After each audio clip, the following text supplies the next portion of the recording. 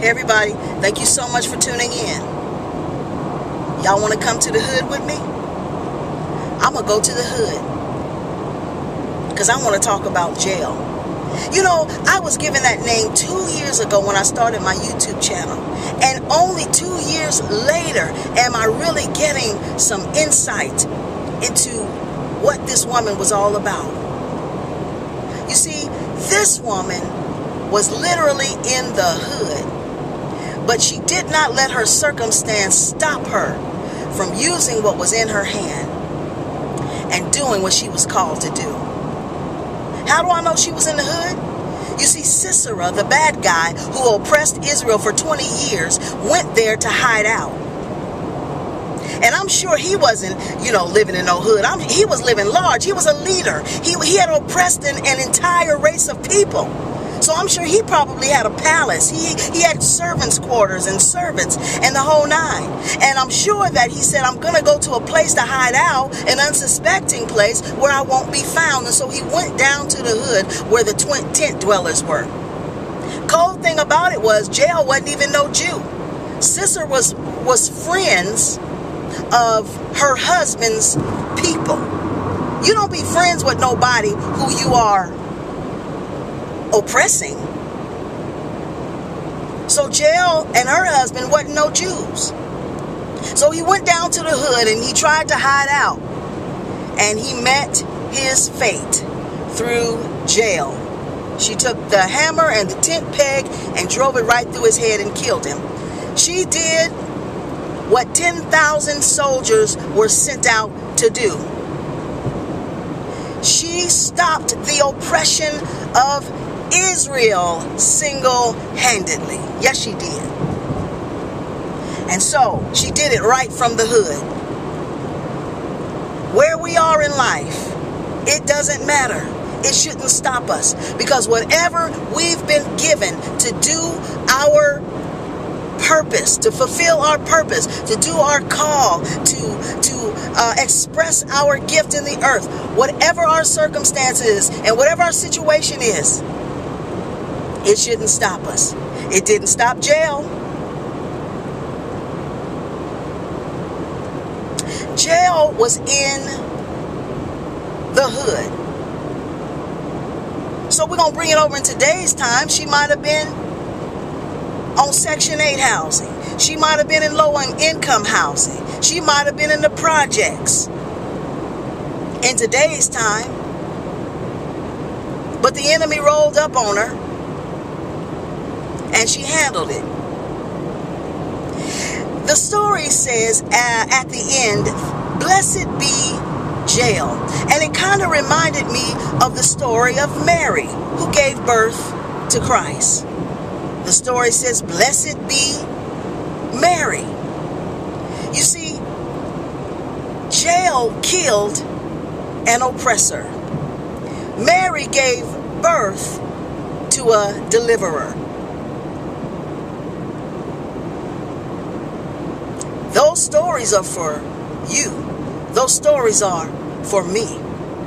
And they didn't stop there.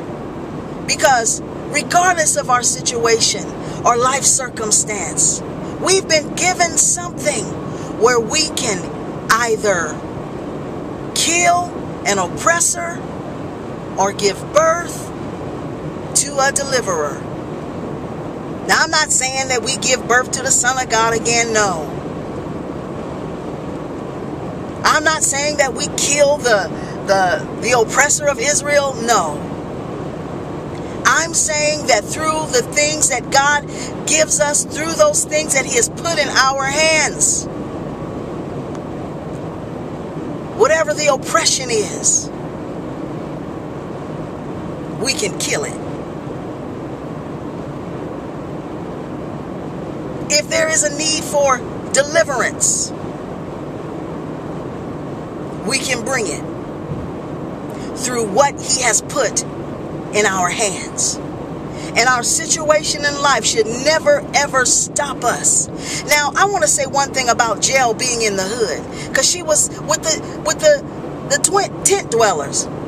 She wasn't living in no fancy place. She didn't. And listen, Deborah was a prophetess, and Deborah was a judge. Deborah had the title. Deborah had, the status in the community. See, Deborah and Barak are the ones that went after Sisera. And Deborah had all that.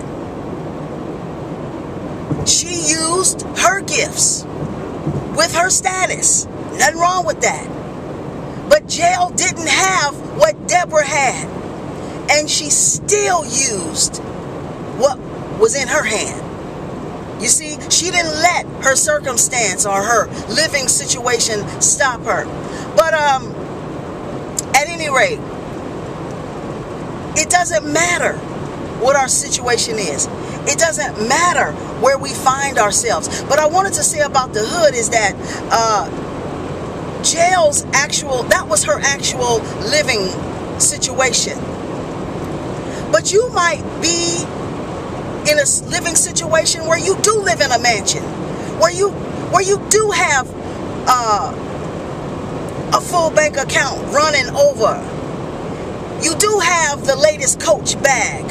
You do have status and prestige and even titles.